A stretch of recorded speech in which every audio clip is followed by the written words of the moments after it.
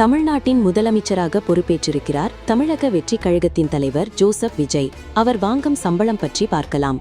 தமிழ்நாட்டில் கடந்த ஏப்ரல் 23ஆம் தேதி சட்டமன்ற தேர்தல் நடைபெற்றது. இதில் பதிவான வாக்குகள் எண்ணப்பட்டு மே 4ஆம் தேதி முடிவுகள் அறிவிக்கப்பட்டன.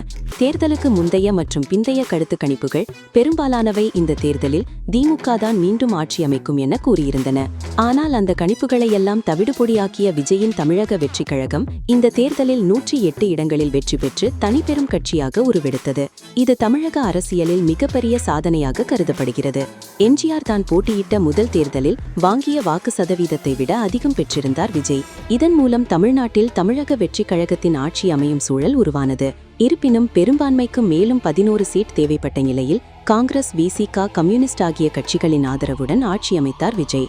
கடந்த மே 10ஆம் தேதி சென்னை நேரு உள்விளையாட்டு அரங்கில் நடைபெற்ற பதவியேற்பு விழாவில் முதல்வராக பதவியேற்றுக் கொண்டார் விஜய். அந்த விழாவில் காங்கிரஸ் தலைவர் ராகுல் காந்தியும் கலந்து கொண்டார். தமிழக வெற்றிக் கழகம் கட்சி தொடங்கப்பட்டதிலிருந்து பெரும்பாலானோர் சொன்னது விஜய் சினிமாவில் மிகப்பெரிய சம்பளத்தை விட்டுட்டு மக்களுக்கு நல்லது செய்ய வருகிறார் என்பதுதான். அதன்படி அவர் சினிமாவில் கடைசியாக நடித்த படத்திற்காக ரூபாய் 275 கோடி சம்பளம் வாங்கியிருந்தார். தமிழ் சினிமா வரலாற்றில் இவ்வளவு பெரிய தொகையை வேறு எந்த நடிகரும் வாங்கியதில்லை.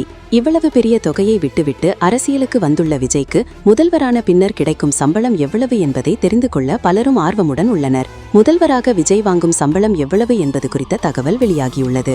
அதன்படி அவருக்கு மாதத்திற்கு 2,05,000 ரூபாய் சம்பளமாக வழங்கப்படுமாம். இது தவிர இதர சலுகைகள் எல்லாம் சேர்த்தால் அவருக்கு மாதத்திற்கு 2.85 லட்சம் ரூபாய் சம்பளமாக கிடைக்குமாம். இதனை கணக்கிட்டால் ஒரு வருடத்திற்கு அவருக்கு 34.2 லட்சம் சம்பளமாக கிடைக்கும். அவர் சினிமாவில் வாங்கிய சம்பளத்தோடு ஒப்பிட்டால் அவரின் ஒரு நாள் சம்பளம் கூட இதைவிட அதிகம் வரும் என்பது குறிப்பிடத்தக்கது.